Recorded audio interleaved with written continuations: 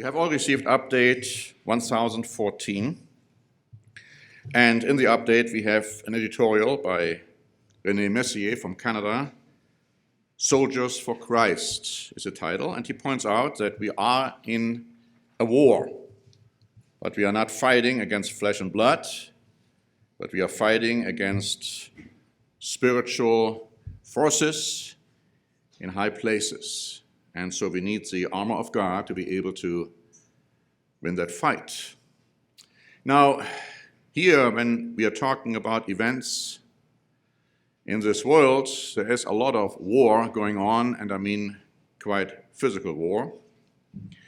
And we have made some strong comments, for which we do not apologize, regarding the war which was started by Vladimir Putin, where he invaded a sovereign country which was democratically voted in, insofar as the leadership is concerned. And we made it very clear, and that is our absolute conviction, that Putin is possessed by a demon, maybe even by Satan, the devil himself. And we have published a lot of articles showing the similarities between him and Adolf Hitler, who was also possessed demonically. Now, some didn't like that.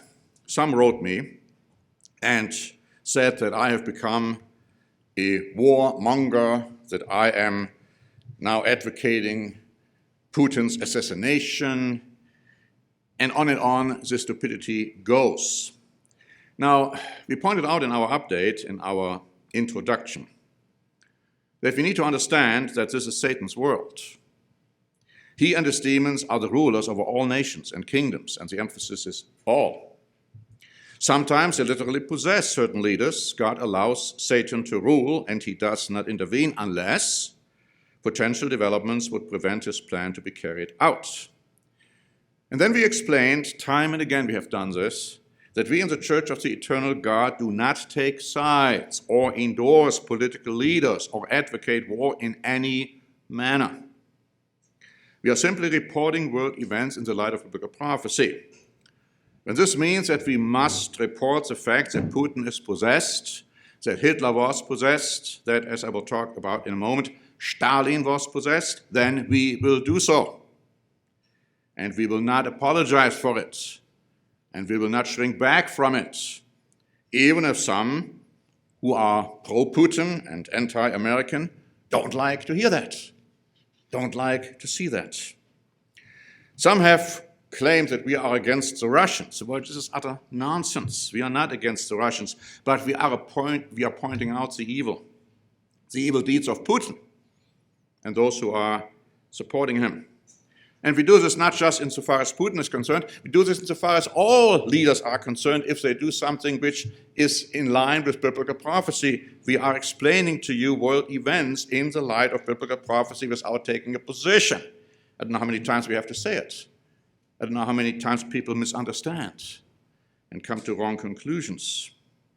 We also point out that we are seeing the present developments as a means to ultimately lead, and I say ultimately, lead to the unification of Russians and Ukrainians and others, including the Chinese, which is prophesied. They are called the kings of the East, and they will ultimately conquer and destroy Europe. Yes, they will conquer and destroy Europe, including Germany. And that is clearly prophesied in the Bible. And they will also invade the Middle East. And they will be part of the armies trying to fight Christ when he returns, together with a beast, together with a false prophet, this charismatic political leader coming up in Europe of Assyrian, or you might say German or Austrian descent, and of course also when it comes to the false prophet, a religious leader. So that is as an introductory comment. You know, we have written many articles, booklets. One is, should you fight in war? You should read that again if you feel that we are advocating war in any way. We are conscientious objectors, and that is a biblical viewpoint. We also, in our booklet on obeying God rather than man, we point out that an assassination of a leader how quote-unquote humanly justifiable it might be, is wrong in the eyes of God. We pointed that out too. So to say that we are advocating the assassination of Putin is just nonsense. But people just don't know, apparently, sometimes willfully ignorant as to what we are saying. Now, we have an article in there in our update, America's Decline and Europe's Rise. And that is also the basis of a Standing Watch program which we have published this week. And I'd like to just read to you the summary of that program. How reliable is America? Do America's allies really look at the United States as a dependable partner? Or do they think America's leadership role is gone and they must find an alternative? And will that alternative be friendly towards the United States? Let's talk about the timeline here, because people don't get that right either. First comes, and that is the next major event in the prophetic timeline, what we call the Great Tribulation. The Great Tribulation is being caused by Satan. It's called Satan's wrath. He will bring up a charismatic, political, military leader, the beast, in Europe. And together with the false prophet, they will attack and conquer the United States of America, Great Britain, and some other English-speaking nations. Only after that has happened will there be a war between Europe and Russia, China, and other quote-unquote armies of the kings of the East. That's a timeline. So don't get that confused. Some quote Ezekiel 38 and 39 as something which is happening prior to Christ's return. It is not. It is not. It's going to happen after Christ returns, not before that. So we have to look at these prophetic events as we are talking about them in our updates, in our current events, in our sermons, in our literature, in the right frame of mind, with the right perspective in mind. But it is no question that what we are seeing right now happening in Ukraine, happening with Putin, happening with what he is doing, is a preview, exactly a preview of what is going to happen, insofar as how the kings of the East ultimately will conquer Europe. And that's why it's so important to look at this, because we have demonic possession involved here. And those demons, they don't die. They are around. They have been around. They will be around. The beast will be possessed by perhaps even Satan. Now, we are saying this about Putin right now, and people question that because they don't understand. If and when the beast is possessed, will those people understand then? The Bible says that only those whose names have been written from the foundation of the earth in the book of life will understand. Everybody else will worship the beast. I'm praying that you are not one of those who will be deceived then, as some have been deceived now. I can say that based on the writings I have received. The Sun wrote on March 16, and we have an article in here titled How Russia May Try to Conquer the West, that Russian state TV has aired a discussion on seizing the Baltic states. A former senior officer laid out a chilling scenario for Putin's army capturing NATO countries, Latvia, Lithuania, and Estonia, as well as grabbing parts of neutral Sweden. I'm not saying that this is necessarily going to happen now. I'm saying it will happen very clearly when the time is ripe. And then this article goes on to say, and that was published on Russian TV, the astonished West and NATO will realize that Russia declares a no-fly zone of 400 kilometers. And then they went on to say that those few special forces troops of Canada, UK, Germany, and the United States will be surrounded by Russian airborne forces and then lay down their arms. Now, it won't be happening insofar as Canada, UK, and the United States is concerned, because by that time they will already be conquered by the beast power. But it's interesting how they picture the way in which Russia will conquer Europe.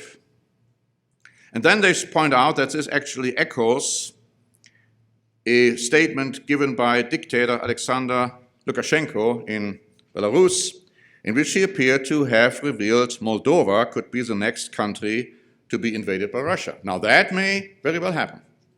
And Russia might very well invade NATO countries too. Let's not think that Putin is not willing to do that. He's not going to stop when it comes to Ukraine. He is being possessed by a demon who wants to destroy mankind. Now, if God allows it, it may happen. God may not allow it yet, because the time is not quite there yet. Russia also has called, I don't know whether you heard that, has called for Alaska to become part of its territory again. And on the demands go. It's a madman, Putin, who is making these demands. I will talk about that in a moment to show you what kind of a madman he is. Now, Arnold Schwarzenegger, I don't know whether you heard that, he gave actually a video which was, in one way, reaching the Russian people, so they were able to do that. And I didn't know how popular he is in Russia. I wasn't aware of that. But what touched me is some of the things he did say, because he said that he spoke about his father, an Austria-born person, of course, and he fought in Leningrad. And he says, my father was injured at Leningrad, and the Nazi army he was part of did vicious harm to the great city, its brave people. When my father arrived in Leningrad, he was all pumped up on the lies of this government. When he left Leningrad, he was broken, physically and mentally. He lived the rest of his life in pain from a broken back, pain from shrapnel that always reminded him of those terrible years, and pain from the guilt that he felt. It moved me because my dad was in Leningrad. My dad was injured there. He received a shrapnel in his leg, and he had to suffer with that until the rest of his life. And so it brought back memories. See, it also brought back the fact that, of course, at that time the Germans were horribly deceived by Hitler. Some today don't see the deception yet and try to talk about a strong man needs to come back. Well, he will come back, but it will be a terrible time when he does. Now, the German government right now, we know that, is completely weak under a chancellor who is unable, and I'll talk about that in a moment, unable to do what the Germans actually expect him and the world expects him to do, but he won't be there forever. He will be replaced. And the Bible makes this very clear too. We also point out that the relationship between China and Russia is getting stronger and stronger. And even though President Biden had a phone call now with the Chinese leader, according to everything we've heard, it didn't accomplish anything. He's not going to stop in any way this close relationship between China and Russia. It's going to continue because that's prophesied. As it is also prophesied that Russia and Ukraine will be together. Ultimately, they will be together. So no matter what nations, what leaders are trying to accomplish, God's plan will be fulfilled. But as I said, Putin is not therefore a tool in God's hands. No, God lets it happen. It is Satan who rules this world. We read that it is Satan who gives the throne, who gives authority to the beasts, you see. But God has a plan, and he knows what is going to happen. It was Satan who possessed Judas Iscariot to betray Jesus Christ. It wasn't God doing that, but God had a plan. He allowed all of this. He knew what would happen. So we got to get this in the right perspective. I've heard people say, even a TV evangelist, that Putin is a tool in God's hands. No, he's not. I mean, maybe he meant the right thing, but he didn't express it correctly then. No, he's not. And you got to understand that too.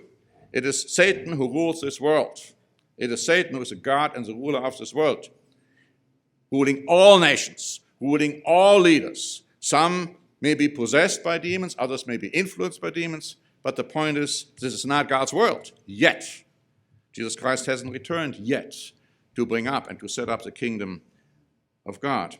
I want to read to you a few excerpts from a horrible article, and I was even debating with myself, should I put it in, and we kind of brought in a very, very short and brief version of it, but it was bad enough. It's about the terrible famine which ruthless dictator Stalin caused on the Ukrainian people in 1932 and 1933. And you might want to read the article. I just want to say that due to Stalin's ruthless dictatorship, many people suffered from a, as it says, very rare form of madness. And then they say that there was definitely cannibalism, where parents ate their own children. And another terrible event took place. Well, it's a consumption of corpses. I mean, terrible things. When I was reading that, I was reminded of what the Bible says in the book of Deuteronomy and also in the book of Revelation. That God said, of course, this has to do with the descendants of the house of Israel, but God is not a respecter of person. This applies pretty much to everybody. That they will become mad because of what they are seeing. That they will resort to cannibalism and other terrible things. All of what I have been talking about right now are previews of the most terrible time in the history of man, which is going to happen. And I believe soon. Now, how could the collaboration between Russia and Ukraine come about after this fighting is going on? Well, for one thing, Zelenskyy is becoming more and more disappointed with NATO, with the EU, with the United States of America, and especially with Germany. He's now willing, as we read this morning and heard this morning, to actually meet with Putin and discuss maybe a final outcome of this terrible war. But you see, there's so many things I could point out. Zelenskyy asked to become a member of NATO. NATO said no. He said, okay, I'm not interested anymore. He asked to become a member of the EU. The EU pretty much said no, not yet. And so he was quite upset about that. There was a summit which took place in France not too long ago, and Die Welt online, a German established outlet, said this was a summit of shame. And they also said that Scholz, the German Chancellor, did not cut a good figure. And that's mildly put. And then, of course, another article, which was published in our update this time, a day of shame for Germany and the United States. First, they point out that France, Germany, and Italy, even though there was an arms embargo, they violated that, and they sent all the weapons to Russia from 2015 to 2020, which Russia has now been using to fight Ukraine. And then also, Zelenskyy on Thursday called on Germany to help destroy a new wall Russia was enacting in Europe, as he appealed directly to Chancellor Olaf Scholz to bolster the tentative response to the invasion. And then he told him, tear this wall down. So he copied, of course, what Reagan had said to Gorbachev at the time. So after he gave that speech, a very strong speech, they say, he got a standing ovation by the German government. And what happened after that? It was actually a German parliament. They, went on to what they wanted to talk about. They wanted to talk about a vaccine mandate. And so the press is talking about a moment of collective shame. They're talking about that the parliament did continue with plans to debate a national vaccine mandate rather than Germany's Ukraine policy, and built online a very, of course, widespread mass tabloid, called it again a day of shame for the German parliament. But it gets worse, as I will tell you in a moment. It gets worse when it comes to Germany. That's why I'm saying this whole situation there with Germany is, from a standpoint as it's looked upon, shameful. Shameful. Anyhow, before I go into that, we have a Q&A, the last part of our series on proper relationships. And this one goes into the relationship between Job and his friends, Paul and Timothy, Abraham and God, David and God, John and Jesus, and of course Jesus and mankind. And then we also talk about in our work section, the Standing Watch program, also the sermon I've given for the German audience, which has been listened to this Sabbath, and of course they are 9 hours ahead. And this is, the title of the German sermon is, Werden Sie wegen Putin abfallen? In English, will you fall away because of Putin? You might think that's a theoretical question. It's not as theoretical as you might think. It's a warning. And in that sermon, I very strongly uttered that warning. Because the anti-American and pro-Putin propaganda, especially in Germany, is awful. I mean, I grew up in Germany, and it has always been an anti-American climate over there. It has always been a pro-Russian climate over there for whatever reason, but it has gotten worse and worse. And I can see that from some outlets, even in the papers, which totally question everything which is happening. Oh, it's all not true. It's all fake news. It's all fake news. You probably heard about the event which took place when President Putin addressed, as they say, about 200,000 people in an environment there which they say can only hold 80,000. So I don't know about the 200,000. Maybe they're talking about other people being outside the stadium. But here's what was published by the Associated Press, for instance. It says the event included patriotic songs, including a performance of Made in the USSR, with the opening lines, Ukraine and Crimea, Belarus and Moldova, it's all my country. Now, if that doesn't ring any bells, I don't know what does. And then it goes on to say that seeking to portray the war as just, Putin paraphrased the Bible to say of Russia's troops, there is no greater love than giving up one's soul for one's friends. I can't think of a greater blasphemous comment than that. He also said this, we know what we need to do, how to do it, and at what cost, and we will absolutely accomplish all of our plans. And I've already told you a few of the plans which apparently Putin has. And so one article then asks the question, is Moldova next? And this is what this article, published by CNBC, wrote. Moldova could face a fate similar to that of Ukraine, locked in a conflict with a global superpower, while Western allies watch from the sidelines. Without being an EU or NATO member, neither organization is likely to help substantially. That's the assessment of the world. Now, I also want to talk about the other side of the coin, because it goes both ways. The Jerusalem Post wrote on March 16 that Ukrainian Orthodox Church leader Ephanius on Monday blessed his people to fight against the Russian invaders. The Archbishop also stated that killing Russian soldiers is not a sin. He also said that the spirit of Antichrist operates in the leader of Russia. With this comment, I agree. With the rest, I do not agree. And we have booklets out there, like the Ten Commandments, saying that killing in war is murder, is a sin. And we don't care on what side this is happening. It's wrong. It is wrong. And that is our position. But we are reporting as to what is being done, what is occurring in the light of biblical prophecy. I hope that people finally get that. That is what we are doing. And we are not taking a position here one way or the other. Now, when it comes to Germany's military ambitions, because that's another thing, this war has brought Europe to the point where they are going to create a European army, a powerful European army. That's what this has brought about. They haven't been doing that yet at all. Germany has been holding back, but now here's an article by Army Technology saying this. Building a capable military is not solely about money. But given that Germany's economy remains the largest in Europe, the annual budget uplift, that's what Germany wants to do now, would make the country the third largest defense spender in the world, behind the United States and China. That's just Germany.